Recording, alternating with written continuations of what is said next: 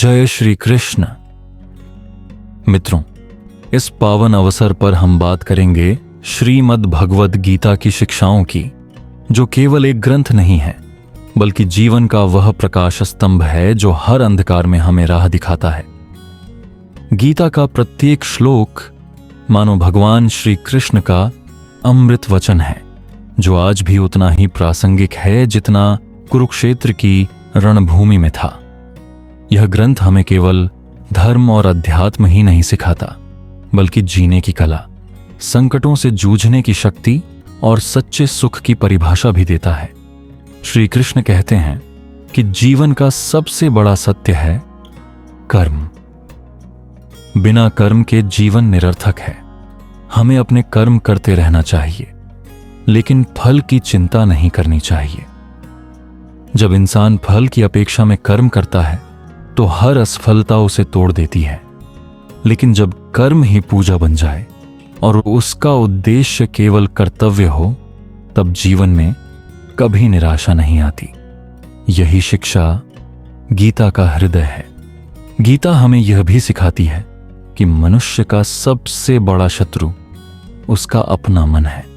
यदि मन वश में है तो वही मित्र है, और यदि मन पर नियंत्रण नहीं है तो वही विनाश का कारण बन जाता है। आज हमारी सबसे बड़ी समस्या यही है कि हम बाहरी दुनिया को जीतने में लगे रहते हैं, लेकिन अपने भीतर के मन को जीतना भूल जाते हैं। श्री कृष्ण हमें समझाते हैं कि सच्ची विजय वही है जो मन पर विजय पाने से मिलती है। मित्रों, गीता यह भी बताती है कि आत्मा अमर है, शरीर नाशवान है, लेकिन आत्मा कभी नहीं मरती। यदि हम इस सत्य को हृदय से स्वीकार कर लें तो भय की जड़ ही समाप्त हो जाती है, चाहे जीवन में कितने भी संकट क्यों ना आए।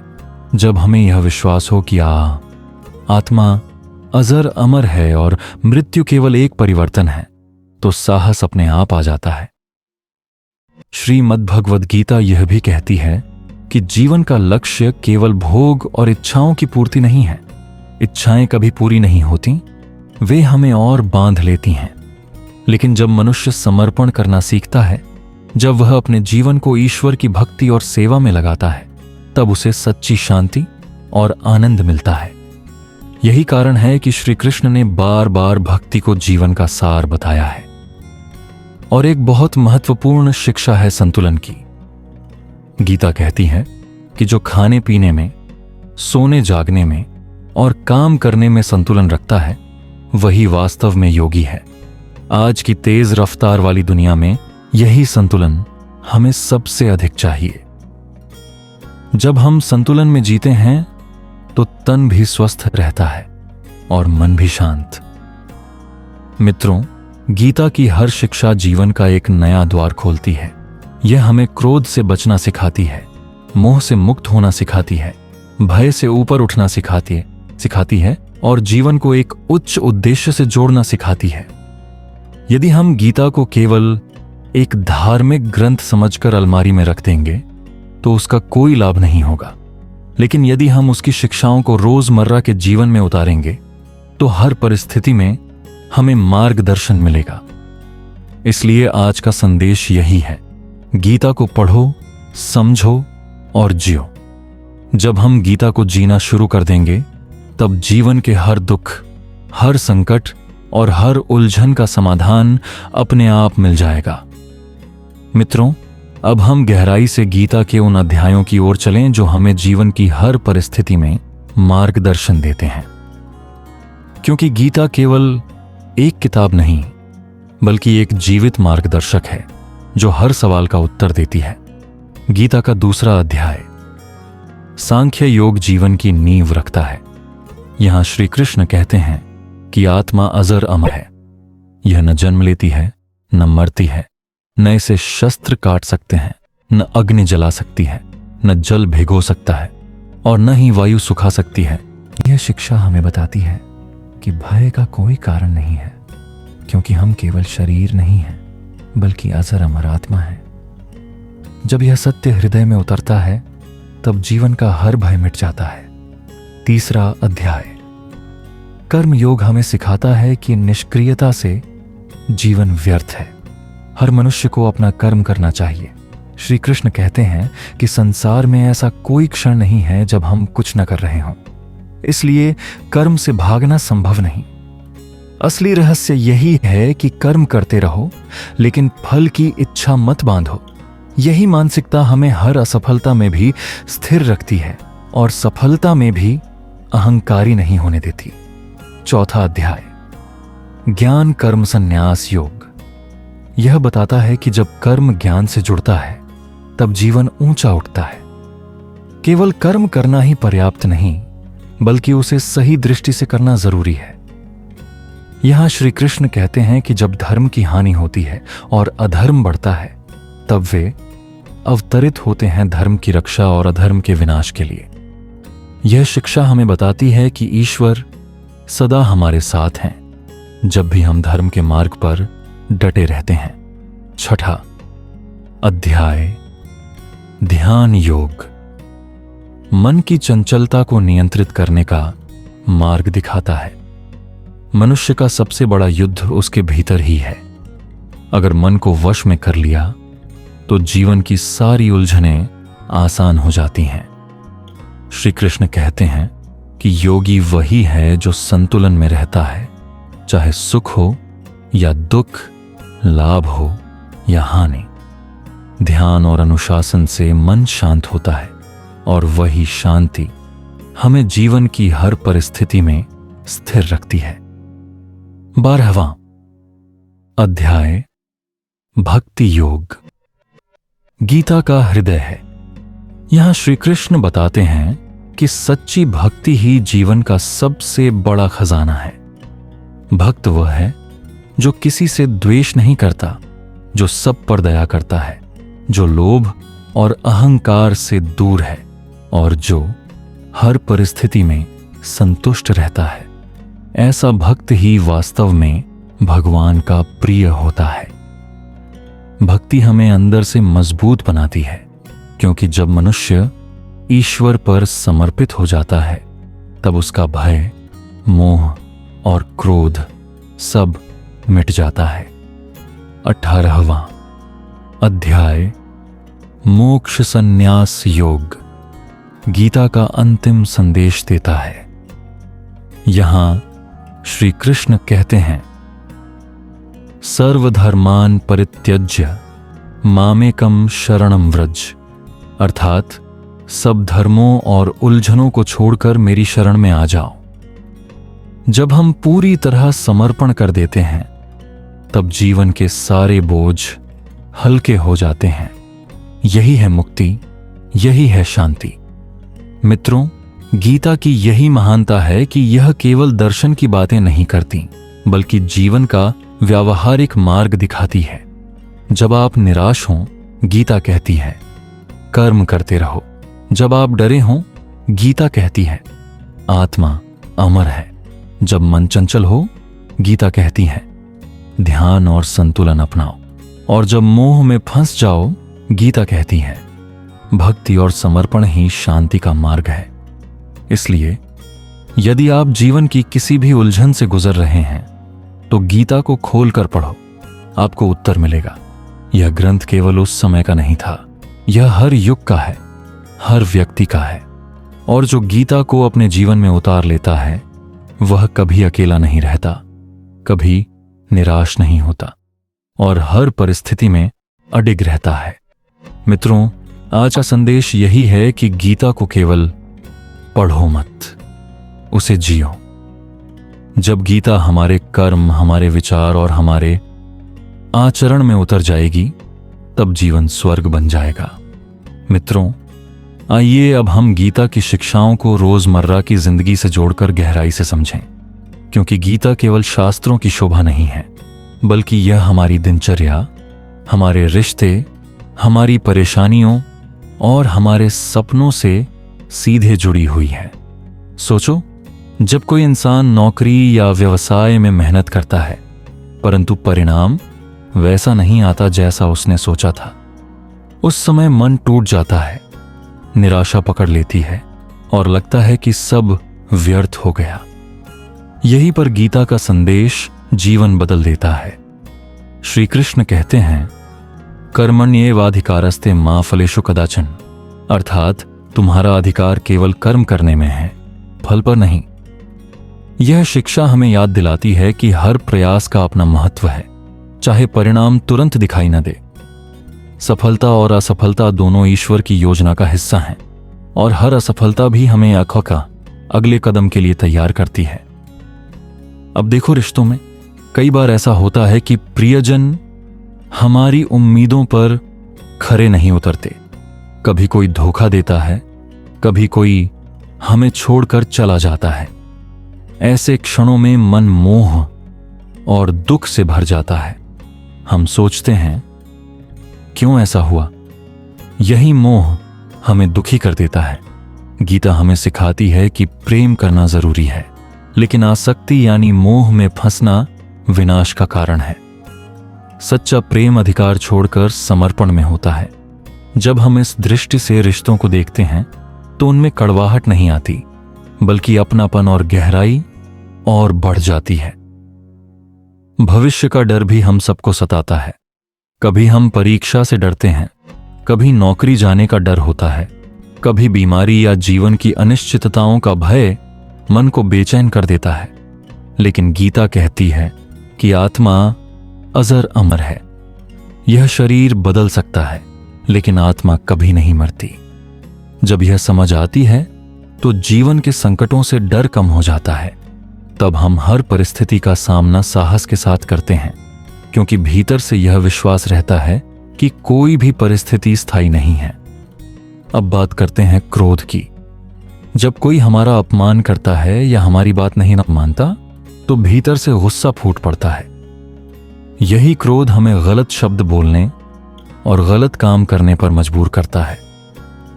श्री कृष्ण कहते हैं कि क्रोध से मोह उत्पन्न होता है, मोह से स्मृति भ्रमित होती है, और स्मृति भ्रमित होने से बुद्धि नष्ट हो जाती है। बुद्धि नष्ट होते ही मनुष्य का पतन निश्चित है। इसका अर्थ है कि हमें क्रोध को तुरंत पहचानना और नियंत्रित करना सीखना होगा। गहरी सांस लेना, मौन धारण करना और उस स्थिति से कुछ देर दूर हो जाना, ये सब उपाय हमें क्रोध पर विजय दिलाते हैं। मित्रों, गीता हमें संतुलन की भी शिक्षा देती है। जो इंसान खाने पीने, सोने जागने और काम करने में संतुलन रखता है, वही वास्तव में सफल होता है। आज की दुनिया में हम या तो काम में इतने डूब जाते हैं कि स्वास्थ्य बिगड़ जाता है, या फिर आलस्य में इतने खो जाते हैं कि अवसर निकल जाते हैं। लेकिन गीता कहती है, योगी वही है जो संतुलन में रहता है। यह संतुलन ही जीवन का सौंदर्य है। और अंत में सबसे बड़ी शिक्षा भक्ति और समर्पण। जब हम अपने जीवन को ईश्वर की शरण में सौंप देते हैं, तब जीवन का बोझ हल्का हो जाता है। हमें यह समझ आता है कि हम अकेले नहीं हैं। चाहे कितनी भी कठिनाइयां क्यों न हों, जब तक विश्वास है कि श्री कृष्ण साथ हैं, तब तक हर तूफान आसान लगने लगता है। मित्रों, गीता का सार यही है, स्थिर रहो, कर्म करते रहो, आसक्ति छोड़ो और भक्ति में डूब जाओ। जो इस मार्ग पर चलता है, उसका जीवन कभी अंधकारमय नहीं होता। मित्रों, अब आइए इस संवाद को एक ऐसे मोड़ पर ले चलते हैं जहां हम सीधे अपने जीवन में गीता को उतार सकें, क्योंकि ज्ञान केवल तभी सार्थक है जब वह व्यवहार में आए। गीता बार बार यही कहती है कि केवल शास्त्र पढ़ना, केवल उपदेश सुनना ही पर्याप्त नहीं है, बल्कि उन शिक्षाओं को अपने आचरण में लाना ही सच्चा धर्म है। सोचो, हर सुबह जब तुम उठते हो तो तुम्हारे सामने पूरा दिन खुला होता है। अवसर भी, चुनौतियां भी और अनिश्चितताएं भी। उस समय गीता का यह मंत्र याद रखो, कर्मण्येवाधिकारस्ते मा फलेषु कदाचन, अर्थात कर्म करो और परिणाम की चिंता मत करो। अगर तुम दिन की शुरुआत इस सोच के साथ करोगे कि आज मैं अपने कर्तव्य को पूरी निष्ठा से निभाऊंगा, चाहे परिणाम जो भी हो, तो देखोगे कि बोझ हल्का हो जाएगा और ऊर्जा दोगुनी हो जाएगी। अब जरा शाम का समय सोचो, जब थकान होती है और मन कहता है कि आज का दिन व्यर्थ चला गया। ऐसे क्षणों में गीता की शिक्षा है, मनुष्य को फल की चिंता से नहीं बल्कि अपनी निष्ठा से संतोष पाना चाहिए। अगर तुमने ईमानदारी से प्रयास किया है तो दिन सफल है। यही सोच तुम्हें संतुलित रखेगी और तुम कल को और अधिक शक्ति के साथ शुरू कर पाओगे। परिवार और रिश्तों में भी गीता की रोशनी हर पल साथ रहती है। जब कोई तुम्हारी बात नहीं मानता, जब कोई तुम्हें गलत समझ लेता है, तो उस क्षण श्री कृष्ण की शिक्षा को याद करो। जो सब में आत्मा को देखता है और सबको समान दृष्टि से देखता है, वही ज्ञानी है। यह सोच रिश्तों में करुणा लाती है। तब तुम दूसरों से अपेक्षा छोड़कर उन्हें समझना शुरू कर दोगे और रिश्तों में तनाव की जगह शांति आ जाएगी।